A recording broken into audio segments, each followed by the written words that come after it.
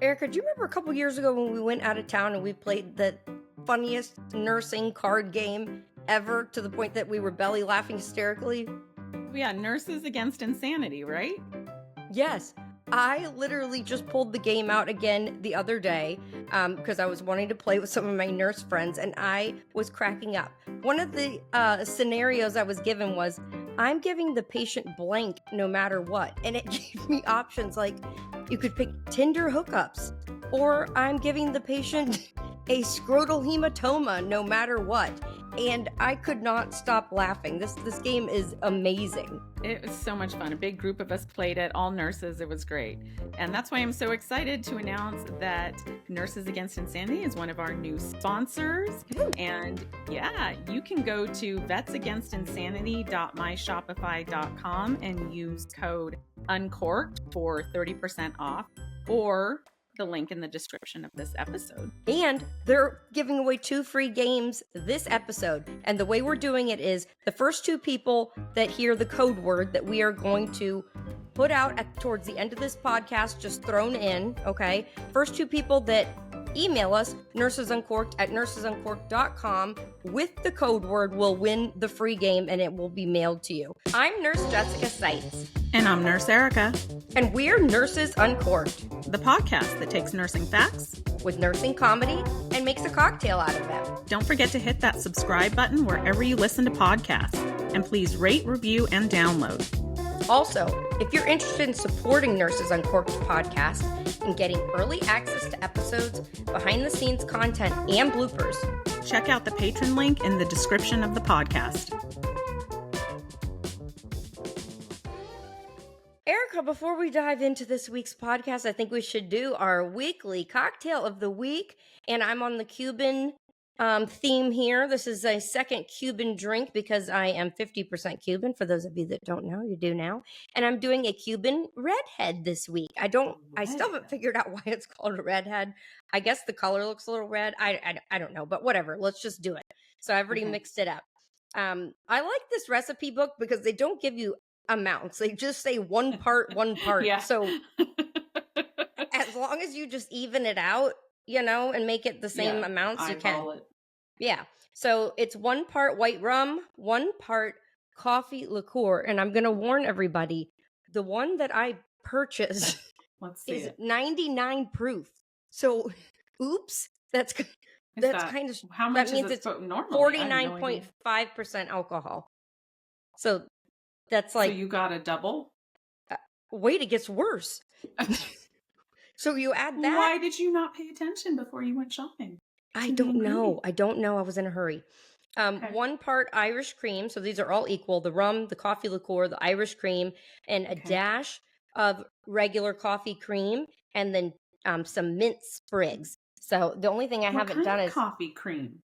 Like it actually said menthe, menthe, but I didn't have that, so I used regular coffee creamer. I think it's to give it more of a minty.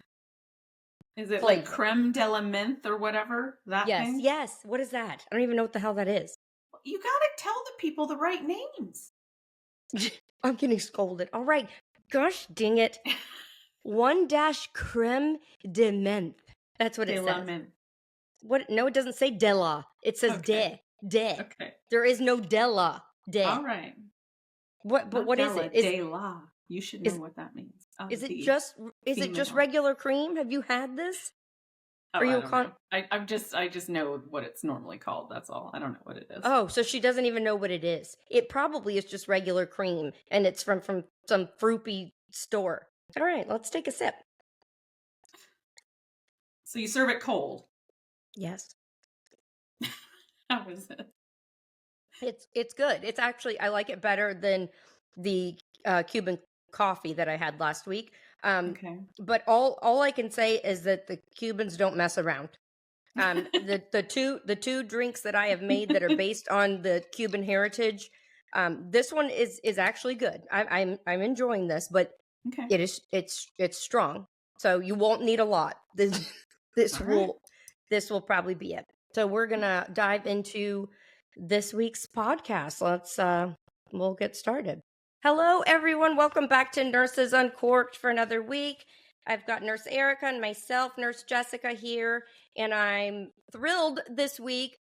This guest is a story that I've heard about for quite a while, and it is something that you are going to be so excited about when you hear this.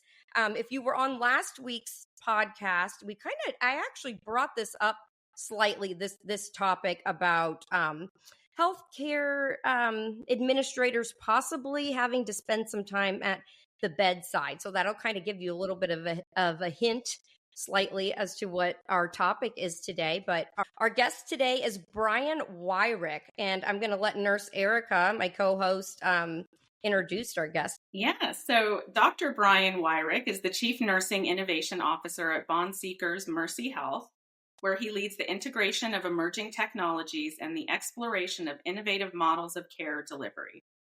With a diverse leadership background, Brian has held key roles at several large healthcare organizations, including Cleveland Clinic, where he began his career as an ICU nurse. Brian holds a doctorate in health administration, in addition to a master's in healthcare administration and a bachelor's in nursing. He is certified in executive nursing practice and holds a specialized certification in artificial intelligence. Brian co-authored The Nurse's Guide to Innovation and is the founder of 2 health tech startups. But you might be familiar with Brian as the incognito or undercover CNO when he chose to return to the bedside, working over 1,000 hours on med-surg COVID units. And this is what we're going to be discussing with him today in this episode. Brian was recently recognized by Becker's as a top innovation officers to know and is a recipient of Modern Healthcare's 40 Under 40, the 2025 class.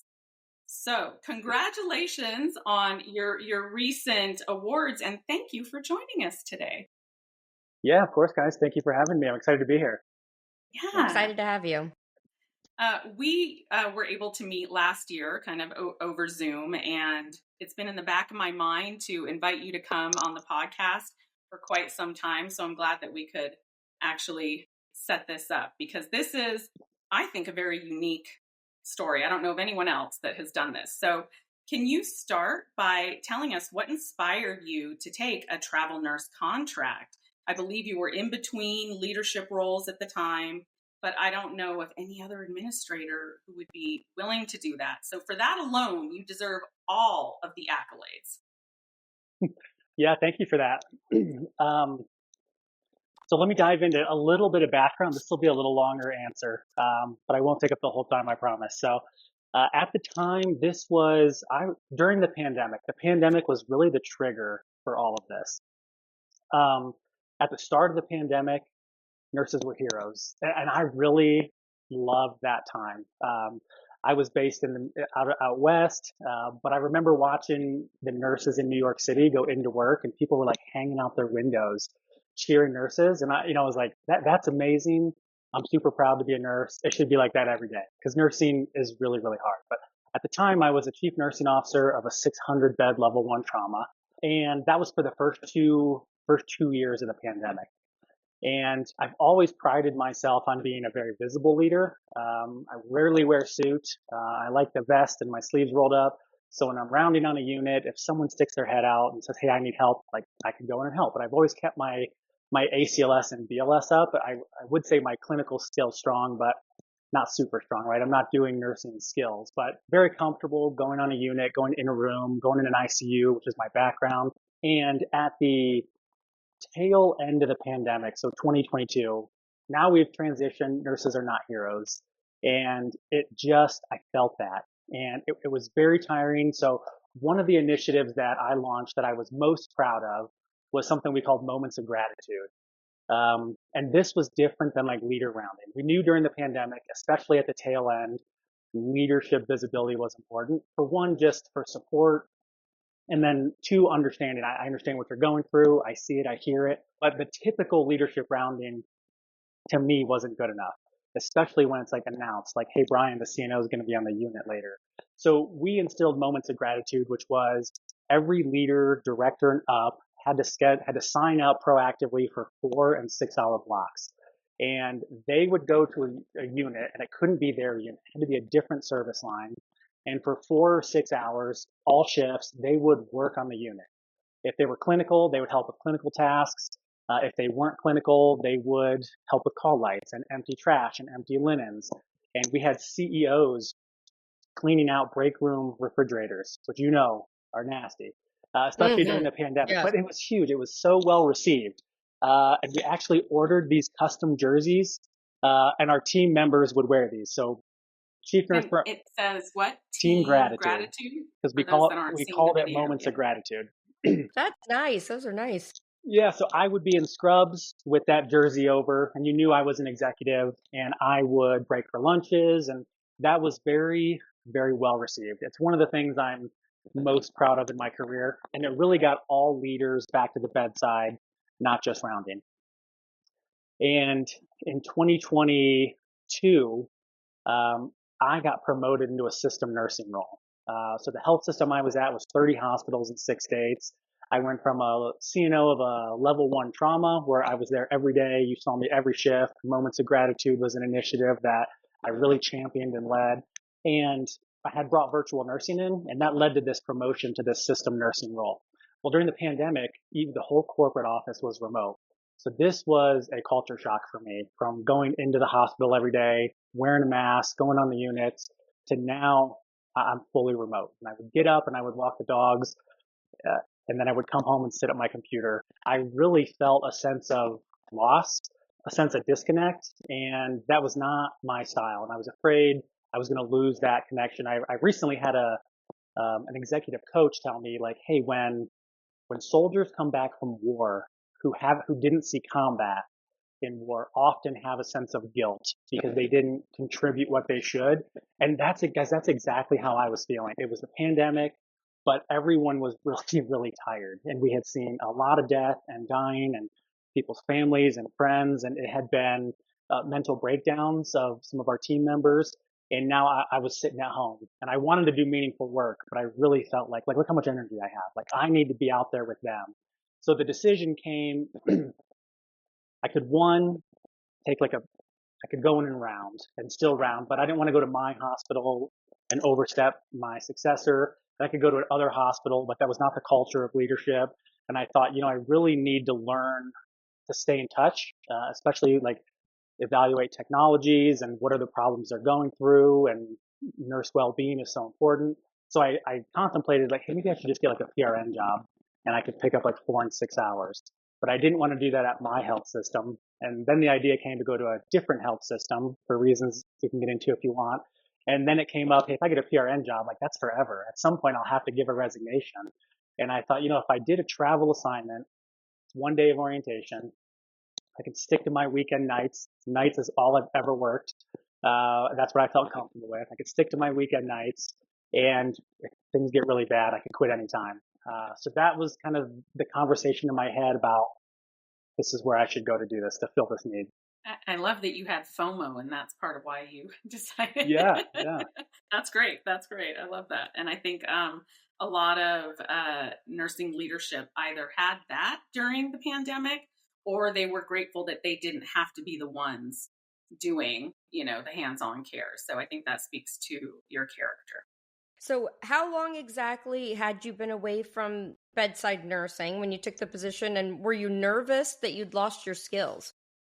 So I'd been out away from the bedside officially for probably over 10 years. And I had been in a vice president, chief nurse role for going on 7 years now. And then before that, I had been like a director. And again, I've always been hands-on, but never, I have to chart this. Like, I'll help your patient here. Let me troubleshoot this vent, or let me go hang this piggyback for you.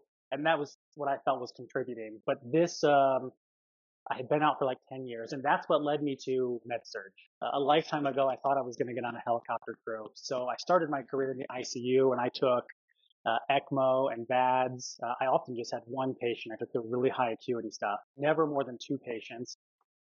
But I didn't think, once I made a decision, hey, I'm going to go back in a travel assignment, I didn't think I could go into an ICU and be successful. And so then I decided, my ego told me, which was way wrong, that, hey, you know what? I could go to med surg. I've got great time management, and the basic skills should come back to me. So that's how I decided. That's why I landed on med surg. The next several months, I learned it was baptism by fire, and I learned so much. How did you maintain your anonymity while working as a travel nurse? I mean, did they not know from your resume or application what your background was? And did no one recognize you, or did they? Yeah, so I wouldn't say I lied, but I did modify my resume a little bit. I definitely Okay. took my credentials off my name. Definitely took the credentials off my name. Just had a name and a BSN because that's all that was. That was all I needed for the job I was applying for. My work history was accurate, but my titles weren't. As a CNO, I did have oversight over the float pool. So I put a bachelor's prepared nurse over the float pool. I chose not to tell my employer at the time because I thought they're going to try to tell me not to do this. And I thought it's better to ask for forgiveness than permission. And I'm going to do this because this is important to me, and I'm going to do this no matter what. And I'm not going to let them tell me no. And I'll ask for forgiveness after. So I went to a competitor in town, and I did work nights. I'd only ever worked nights. To all you night shifters, night shift is when the stars come out. That was kind of the slogan. My wife is a nurse too. We grew up on night shift together. We would say that often. But I chose to go to a competitor in town and not tell them who I was. For one, I didn't want to get the questions from the floor nurses. Hey, what do they pay over there? What are the ratios over there? What are the incentives over there? What do you think of our manager? What do you think of our chief nurse? I didn't want to get any of those questions. I thought that would just be a distraction. So I avoided it. So I just went in as a traveler throughout my initial 12 weeks, and then I actually extended. One person recognized me, and it was because I had done his commencement speech the year before. And Oh, wow. there's not a lot of male nurses out there, but I had done his commencement speech. His name was Mark. We became good friends. But during the process, that was why I didn't share with anybody. And Mark had found out, but didn't say anything about it. And about a couple weeks in, I kept having these like light bulb aha moments. Like this is so amazing, and I'm seeing things through a different lens, and I'm responsible for 5, 6, and 7 patients that I have to keep them alive and my charting up to date. And that's just totally different than I'll watch your patient while you go to lunch or go to a cath lab or something like that. So I reached out to a mentor of mine. You're not going to believe what I'm doing, and most importantly, what I'm learning. I'm able to observe from a whole different lens now than I used to. And she's the one who wrote the initial blog, and she left my name out of it because I was still in the middle of my assignment. I have to know how did that conversation go with Mark? Did he approach you when he realized and say, like, aren't you? As we got to talking, he would be like, man, you are so familiar. You are so familiar. So then eventually I had shared with him. I actually told him, I said, Mark, go Google me and come back. And he did that. And it was a good moment, and it was great. Erica, you know what's right around the corner? And I know you don't believe it, but Nurses Week. It's going to be here literally before you know it. Yeah, that means it's time to start shopping for any of your friends or your coworkers that are nurses. And one of the best, most practical things you can get them is Stink Bomb odor blocker. It's really inexpensive. It fits in their pockets. They're going to use it every shift. It's perfect. And I hear that she's coming out with some new scents. So you guys should really go and check out stinkbombodor.com and use code uncorked15 for 15% off. So let's talk about some of the things that you observed and learned during the travel contract. Admin thinks nurses will only agree to work overtime if there's a bonus attached. But you realize nurses actually have reasons for not wanting to work overtime. Can you tell us a little bit about that, and was that surprising to you? This was my biggest takeaway. This was one of those, like, I called my wife on the way home at 7:30 in the morning. It was like, wake up, listen to this. So let me first back up and put my chief nursing officer hat on. This is my perception. I'm so hands-on. I was so engaged and so involved. It did feel like, guys, I've been asking, we're going in Saturday night. It doesn't look good. Or Saturday morning, it doesn't look good. Or Friday night's going to be bad. It's a payday Friday. We're already short. We know we're going to have call-offs. What are we doing? Who can solve this? And if it couldn't get solved, like, I took that personally. Nobody's willing to come in and help. This all falls to me. Like, super frustrating. I know you guys are going to sit there and you're going to hold out for more money. I have to go through all these hoops to get more money approved. And then every 2 weeks, I got to put this budget in front of the C-suite and defend our overtime hours and stuff like that. So it was really tough. And I really felt like, hey guys, we're all in this together, and I'm proving that by coming in. And then this happens. That was my perception. So there was a day, it must have been a Friday night. So I show up and I'm at the nurse's station waiting to get report, and day shift is finalizing their stuff. And the day shift charge nurse says, day shifters, anybody willing to come in and work tomorrow? We're already short. We're nearly full, and the ED is hopping right now. So we're going to fill up tonight. And just the numbers, if we fill up tonight, the numbers we have, we don't have enough nurses. Those of you who are working are going to be in trouble. And right away, every nurse was like, well, what incentives are offered? What incentives are being offered? And I remember sitting back thinking, oh man, here it goes. I've been on the other side of this so many times. This CNO is going to have a really bad Friday night. I hope he or she's not at home with a glass of wine open, because her phone's going to be blown up. Just the shift stipend is offered. And at this hospital, they had like a standard shift stipend, like $250 to pick up. They would kind of play around with callback. I'll put you on call and call you in. And then, but what all the nurses wanted was double time. And the charge nurse said, right now we just have our COVID stipend. And there was a groan throughout, and the charge nurse said, hey, I've already escalated to the house soup, who already escalated to the CNO, and all we have tonight is the stipend.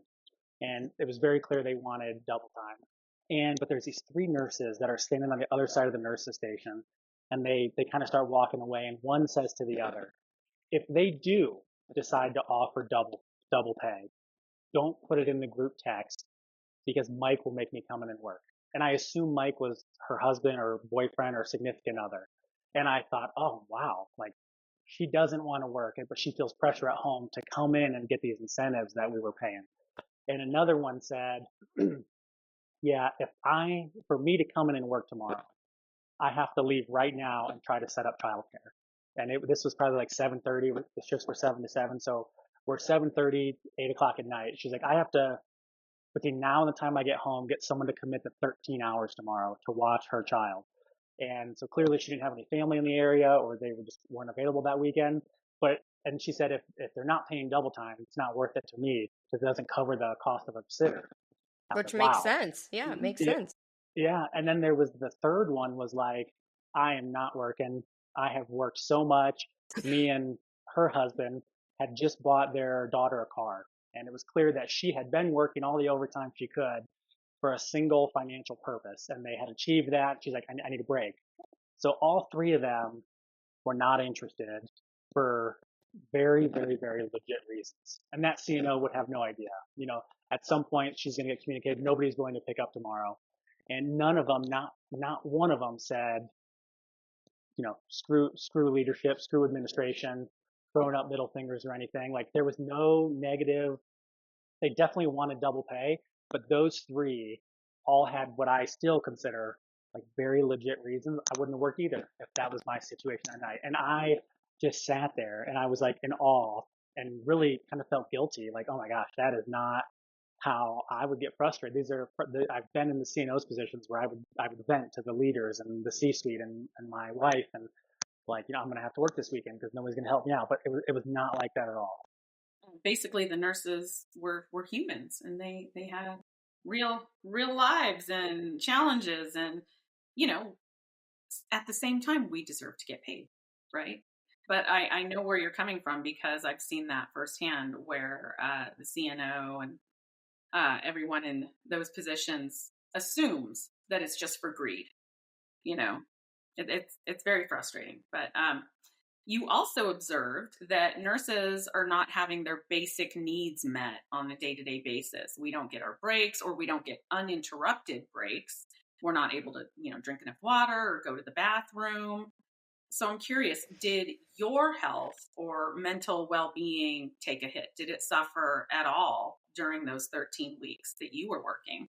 Remember, this was pandemic time, so it definitely wasn't normal. Right.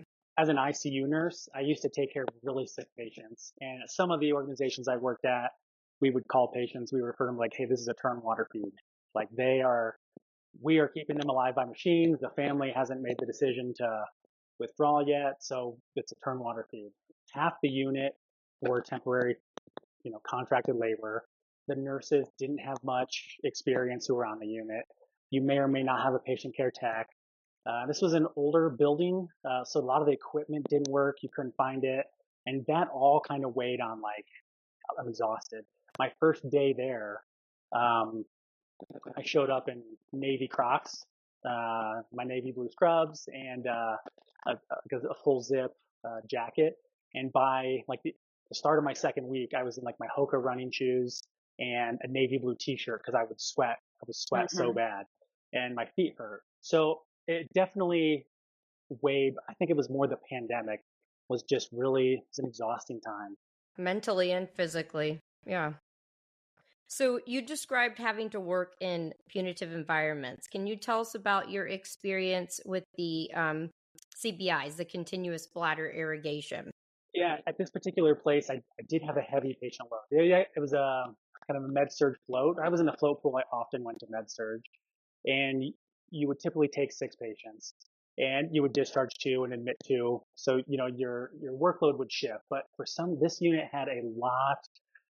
They had a physician, did a lot of TURP procedures, and we would get a lot of continuous bladder irrigation. That definitely 2, maybe 3 patients on these, and if the fluid's going wide open, like you're chasing all night long. So it really became physical. Yeah. It became a workout.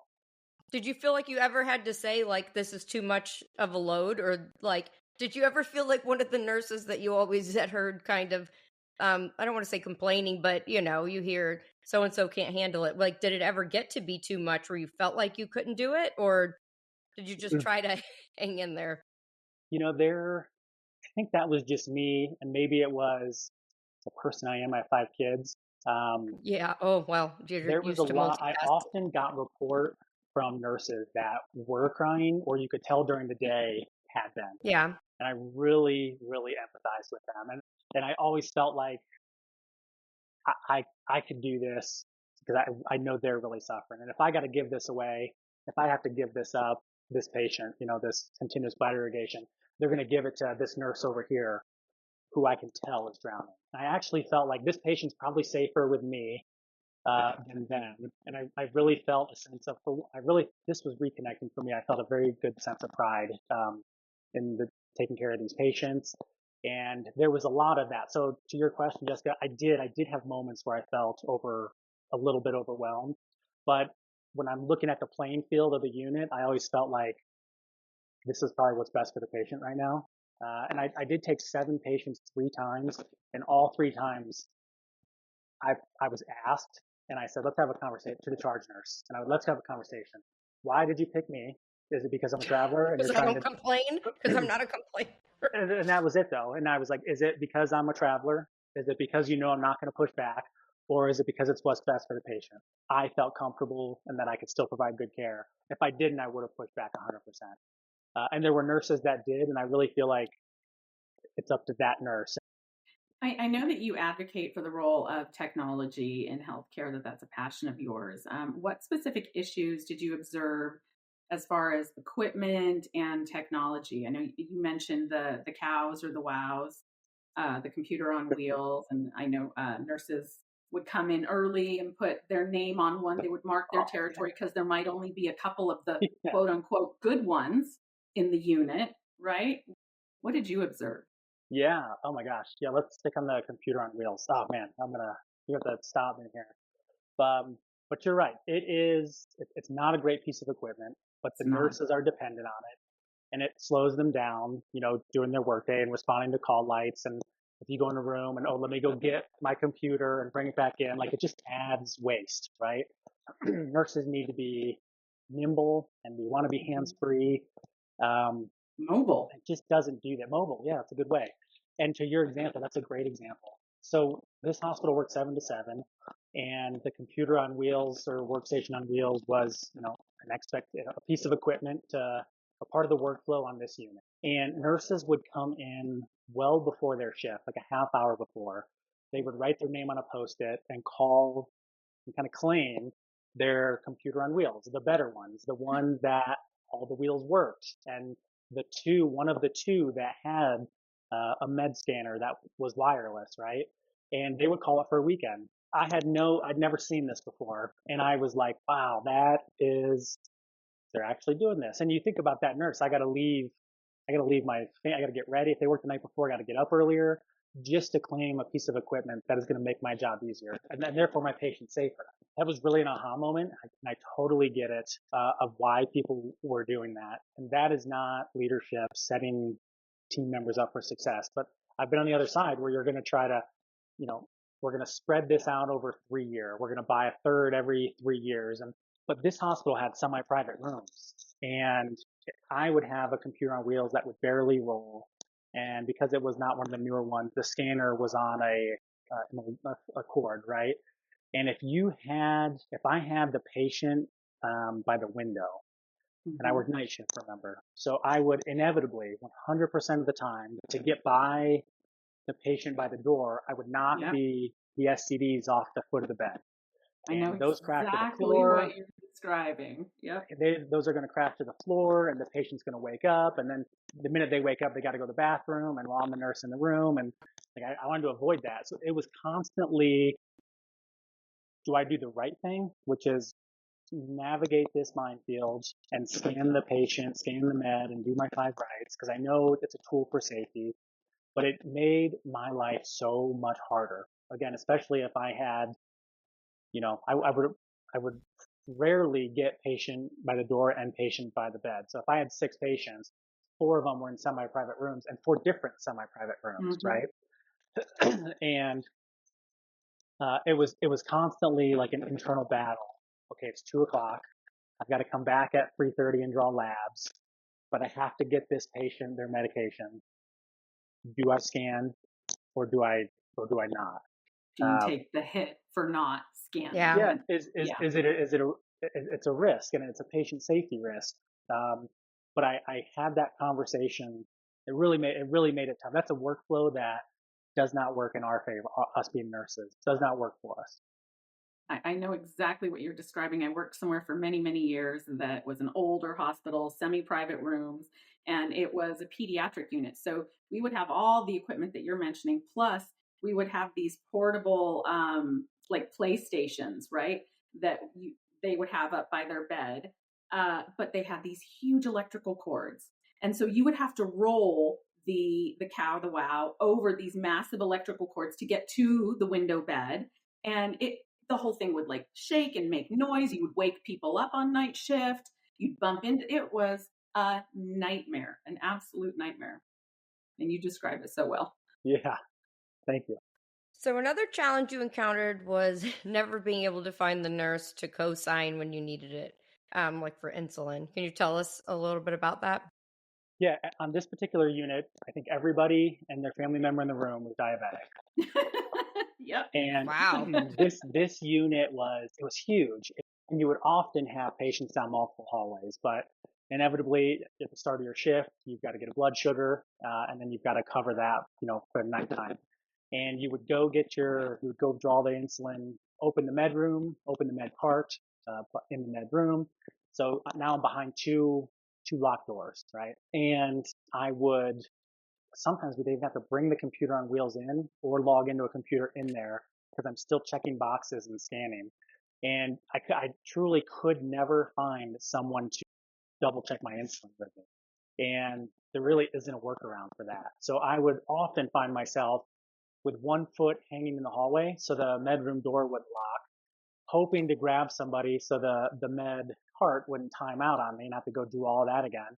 But it was one of the things I dreaded the most. If there's a hospital where you can draw it up in the room, like some people have their own insulin in the room, and if you have a virtual nurse who can even check it, that helps. I didn't have any of those tools. So it was literally just waving people down. Can you drop what you're doing and come sign this before everything times out? I got to log back in.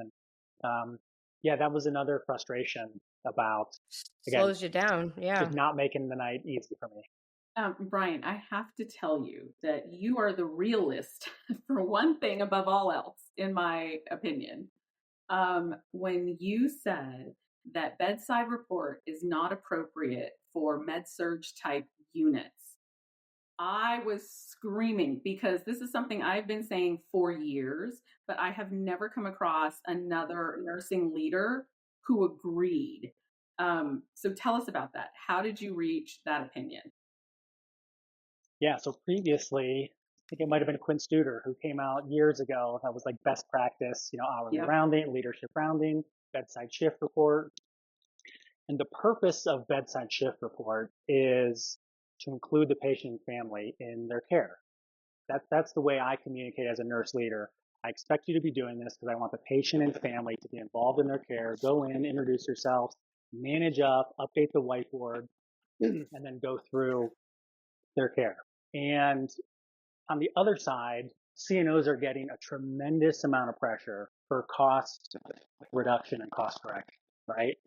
And instead of reducing hours per patient day, which directly impacts patient loads, whether you have a patient care tech or a unit secretary, that is often where I think leaders go is like the low hanging fruit. Hey, I'm just going to adjust this. And my thought is there's a lot of incremental overtime that comes from the med-surg units because we expect them to do bedside shift report.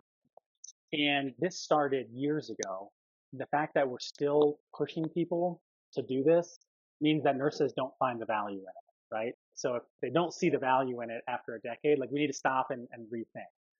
And what I observed personally, med-surg patients are, I don't want to say healthy because they're really sick, but these are your walkie-talkies, right? So often when you would go in the room to do bedside shift report, the patient's sitting there with headphones on. And if you're not telling the patient, take your headphones off and listen because the three of us are going to do a report now, you've defeated the whole purpose. So if I'm the patient and I've got my eyes in my iPad and you two come in to do bedside shift report, you're not including me in the care and the conversation. So we defeated the whole purpose. If you've got to give a report to 6 patients and that's 3 different nurses, there's no way you're gonna get out on time. And then the CNO is looking at that and being responsible for that incremental overtime or those cost savings. And I really just think there's a big opportunity, especially on med surg. ICU, by all means, go in the room, look at the scan, follow the lines, do drip checks, do all that. But for med surg, I noticed this. We would get out really late. I couldn't find people. I was hunting for people. We would go in a room to do bedside shift report, and the patients walking themselves in the hallway.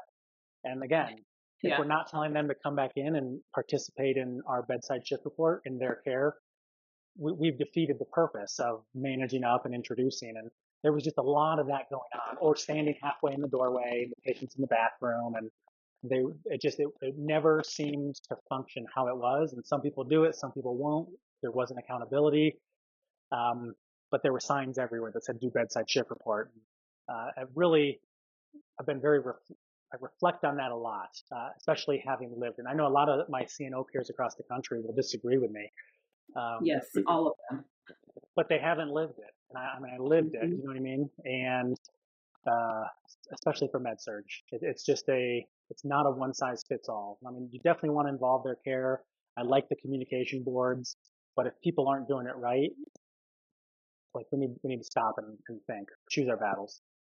It's a setup for failure. They put you in these situations where you are forced almost to incur incremental overtime, and then you are written up or counseled for your ongoing incremental overtime, or you have the punitive type management that will actually round and ask patients, did your nurses do bedside report? And then if they say no, again, that comes back negatively on the nurse. I mean, it's just a setup for failure. It doesn't work in that way. That used to be me. I mean, I spent years rolling out, we're going to get back to basics, right? We're going to go, we need to rein things in. We need to have absolute clarity on who we are as a nursing culture. And we are going to do leader rounding and hourly rounding, and the whiteboards are going to be updated, and we're going to do bedside shift report.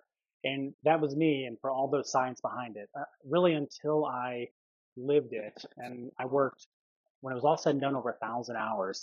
And that's, I don't know how many shifts that was, but that was a lot. And rarely got out on time.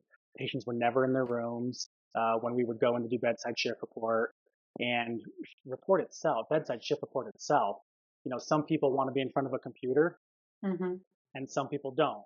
Like, I would focus more on the problems there. I think maybe this is where technology can help us.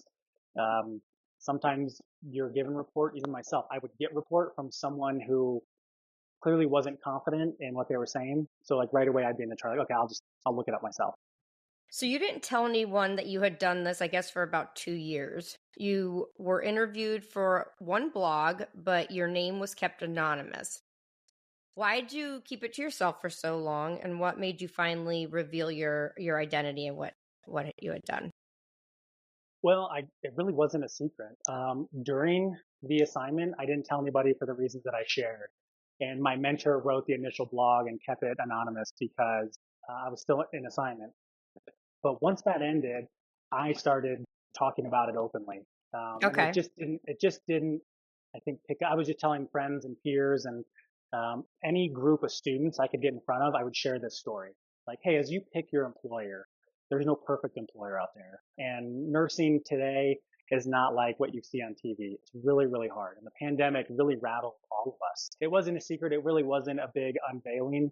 Right. Okay. But once I was done, I started talking about it, but I didn't go to outlets and I didn't go on podcasts. But this to me was the most humbling and really like find your true north and why did you get into nursing? And I talk to nurses all the time. I'm very passionate about this. And the fact that it was during the pandemic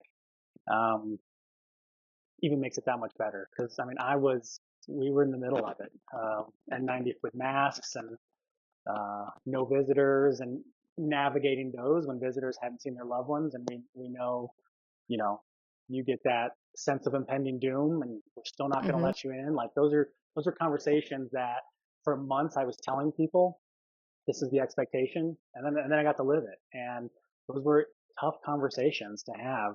For those of you trying to win a Nurses Against Insanity game, the key word for this week is insanity. You had several aha moments during your contract, which is wonderful that you were able to gain the perspective necessary to be an effective leader and advocate for nurses. But I would be remiss if I didn't ask you this. Why did you not listen or believe nurses before you experienced this on the contract when we have been saying all this for years? No, I would say I'm more in touch than most executives because I'm very visible. So I had some aha moments like the computer on wheels. Like when I would round on the unit, I would see them everywhere and nurses would be using them. You know what I mean? So I had some aha moments, but none of them were as shocking as I think a lot of CNOs would have been. Some of the aha moments came because it just wasn't like actually having to chart on a patient for 12 plus hours. Even the most visible leaders are not getting in the chart and being responsible for a patient. And it just really never came up. But it has changed my whole perspective now. But I don't want it to be, man, this guy was clueless and then he went and did this, because I definitely wouldn't say I was clueless. I was pretty in tune with what was going on. But really, until you jump in with both feet, you'll learn a lot about yourself. That's for sure. So you mentioned a little bit that it seemed like the peers or people in leadership were supportive and very interested in this story and wanting you to share it. But did you receive any backlash from anyone else in leadership or from other nurses in regards to you taking the assignment and people not knowing, that kind of thing? No, I'm sure there are negative. But as a system leader, I was going to call every name in the book. You make a lot of enemies along the way and friends as well, because you got to make tough decisions. But as a result of this, I think I received mostly positive feedback. Just most people are in disbelief. Like, why would you do that? And I mean, guys, it was really tough. The pandemic was really tough. So it was tough, but I've received mostly positive. I'm sure there are some naysayers out there, and that's okay. This is my journey, and it's become an important part of it. Have you been able to change any fellow admins' perspectives of frontline nurses, or do you still come across those that maybe still have the same misconceptions of frontline nurses? For example, the not wanting to work overtime only for financial reasons. One of my biggest takeaways from this is to share this message. Um, Another takeaway was the way a unit looks really sends a message. Like my first day on the unit, I walked by a huddle board and I stopped because I'm used to rounding on units, and I stop and look at the huddle board. What metrics are you tracking? What's important to you? And I know it was pandemic time, but there were trend lines and graphs up there that were months and months and months old. And I thought, wow, just take them down. Like don't put it sends a message we don't care. And even though the priority may have changed because it was pandemic time, it really sends a bad message from leadership. And you could easily put like just words of encouragement up and anything like that. But I often, when I get in front of nurse leaders, I tell them this story and these learnings. And people are usually very receptive, even like how capital equipment works with the computers on wheels, right? And travelers and my perception of overtime. I do share all of that, and it's just my perception, and perhaps some people disagree with me, but it has definitely changed me as a leader. And one of my takeaways from this is really to share that messaging for those that are very removed and aren't expected to go back, to be that close to the bedside. Like moments of gratitude is a great initiative that I think every leadership team should adopt. I really haven't shared that publicly until with you guys. But I kind of went to the extreme, and now I'm just kind of sharing that message. Do you think that all CNOs and DONs should be required to shadow or do some sort of direct patient care on a semi-regular basis? What are your thoughts? You want me to take a hard stance on this question, don't you? So I think most leaders do something. They'll do like a day in the life or walk in my shoes, or they might schedule like a shadow shift. And I think you have to do something that shows that makes yourself, for one, human. And like we did this in scrubs, like, and I was in scrubs during this assignment. Like it's okay to put scrubs on. I know executive presence is a thing we talk about a lot in the C-suite, but put scrubs on and go shadow. And I'll tell the nurses that listen, be respectful. Don't, because if you make them uncomfortable, especially if they're being vulnerable and they're willing to learn and ask questions, like meet them where they are and help them get there. So it's a two-way street, but I do think every leader should become more visible in the unit. Now the workforce is changing and we've got a much younger workforce. And I do think, I'm a millennial, I think the new generation, the early careers, really want that. They want a player's coach. Mm-hmm. I'm a student of leadership now, and I love Dick Winters, Captain Winters from Band of Brothers. And like he was out in the fight with them. He exemplified great leadership. And I really do think it goes a long way with frontline staff to be able to see their leaders and to feel a connection that is not, you don't want to get rid of the hierarchy, but sometimes you just have to be human. And I was at a 600 bed level 1 trauma. It was big, right? I didn't know everybody's name, but I knew a lot of people on all shifts. And I do think that's always been my style, and I've had a lot of success with that. And those that are maybe grew up with a different generation, it's just in order to really connect with your employees, I do think it's an important step. Do you have to take a travel assignment? No. Do you have to take a patient assignment? If you're not comfortable, it's not safe, don't do it. But moments of gratitude is a good example, like 4 hours in the scrubs, asking questions and not just shadowing, but like, I'll help you with the boost. I'll do the bed change. I can help with the code brown. Let me go pull all your linens. Let me go pull all your trash. Let me make your life easier for you.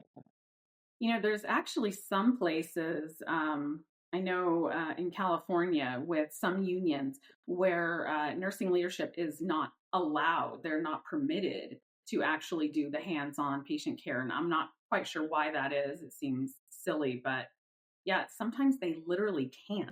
They're not supposed to, which is weird. But why, in your opinion, is it that the C-suite seemingly is always eager to invest in new programs or technologies that they think are these, panaceas, instead of investing in the one thing that would fix most of the problems, which is hiring more nurses or staffing more nurses. Well, if it was that easy, I think we would. Nurses have so many choices these days. So many choices. I'll go back to the example I gave earlier. Nurses would come and resign together because they were going to go do a travel assignment together at a destination. Like, that's really cool. That's a really cool opportunity. So to just hire more nurses, it's really not that easy. And it is, from a leader, it's our job to give nurses a chance to be successful. So we often will focus on long term, right? Hey, let's bring this in, decrease their workload, make their life easier, improve their wellness. If you've got unit practice councils, a lot of stuff will bubble up from there. And we've spent a lot of time in the last hour talking about if you don't give them the tools that make their job easier, you're not going to keep nurses. So even if you hire a ton of nurses and, people have the international programs, or they're going to bring big cohort of travelers in, and if you just put them in an environment that is not easy, they're not going to stay. So it is a focus on, if we expect them to build a house, give them the tools, not just a hammer and nails and say, good luck. Had you stayed in this same unit for 3 years straight, do you think you'd be one of those nurses that struggled on a daily basis? Like, had you continued on that same unit, on that same path for a long period of time, do you think that maybe you wouldn't be like as strong as you were? Like, almost like, I know in my mind, I'd be like, there's a light at the end of the tunnel. Like, this isn't forever. Do you think that weighs on a nurse's mind? Yeah, there's so many choices, and nurses are getting recruited. And do you want to work at home, and where are they at in life, right? Mm-hmm. Like, it might be fun to go travel with your friends initially, but then you want to settle down. Where do you settle down? But for the new generation, the early careers, like, they or we aren't impressed by the 401k match and the health plan, because I could stay on mom and dad's insurance until I'm 26. So it's just so different. Yeah. Could I have stayed on that unit? I had good days and bad days. The one thing that made the difference was the people around me. I joined That does help. I joined the fantasy football team, the unit fantasy football league, because they asked, and like it really does. It is the people you work with. Before we kind of wrap up the episode, we're going to give away our weekly enema of the week. We told you this earlier. We're going to let you listen. This is very entertaining. We're going to get a little lighthearted here. So our enema of the week is brought to you by our sponsor, Happy Bum Co., the leader in at-home enema solution. Erica, I know that we've mentioned this a million times, but I love our sponsor, this amazing company, Happy Bum Co. They are changing the way people think about gut health. They've created an award-winning enema kit. It's all natural. You and I have ours. We've used it at home. It's absolutely amazing. Yeah, it's a way to relieve bloating and constipation at home with at-home enemas. And this can help with increased mental clarity, more energy, and of course, instant gut relief. Yeah, so head to happybumco.com and use code Nurses Uncorked for a total of 15% off your first bundle. And so Erica has an enema to give away this week to a deserving group of possible individuals. Enema of the week! Yeah, all I know is there must be some large healthcare organizations around the country that are changing their EMRs or implementing Epic or something along those lines, because we have been inundated with messages from nurses that are asking, or telling us about how they have providers that just aren't comfortable with the EMRs, or maybe they're not willing to put in the time to become proficient in it. And so the trickle down is they're refusing to put in their own orders, and management sometimes in some situations is backing them up after months of being told that, nope, you're not going to take any verbal orders, any telephone orders anymore, unless it's really an emergent situation. Now they're being told, oh, it's okay. Do it for that surgeon, do it for whoever. So, I've actually been through something like that personally with an Epic rollout. And it's frustrating. And we know that, probably is the providers that generate a lot of revenue. They don't want to upset them. But, ultimately, I think it does come down to the provider's responsibility to learn any new systems that they need to be proficient in. So if you are a provider that is not putting in the time, that is refusing to become proficient, then in general, this enema award goes to you. I don't know. Do you have any input on that, Brian? We do want nurses to say, and it goes back to the physicians. It is their responsibility to put orders in. And a key to this being successful is key physician leadership. That can hold, there's a hierarchy within physicians where they need to be held accountable. Mm-hmm. And we do this, nurses, with like our standing rates. Hey, if physicians aren't putting their orders in, you got to print it out. And when you're in physician leadership meetings, call people out. This is the expectation. And again, to any physicians that might be listening, this is one thing you could do to truly make our life easier. Yes. Put your own orders in. Thank you for that. Thank you for that support. That's important. Yeah. So where can people find you? Are you on social media? Where can people follow you? I'm not very active on social media. I guess, yeah, I do have a LinkedIn page. That's about the only page I have. Okay. If you wanted to get a hold of me, that's probably the best way. Yeah, I don't do any of the other social websites. Thank you. Thank you so much, Brian, for coming on the podcast, for sharing your very, very unique and I think brave story. Like I said at the beginning, I don't know of any other CNOs or DONs that would be willing to do what you did. And you clearly did it for the right reasons. You weren't trying to get any attaboys for it, because you didn't even tell anyone about it for the most part for a couple of years. So good for you. I think that you are setting the example for others. And thank you for sharing your story today. Yeah, of course, guys. Appreciate it. Keep it up. Keep pushing nurses. Nursing is great. So thank you both. All right. Until next time on the next Nurses Uncorked.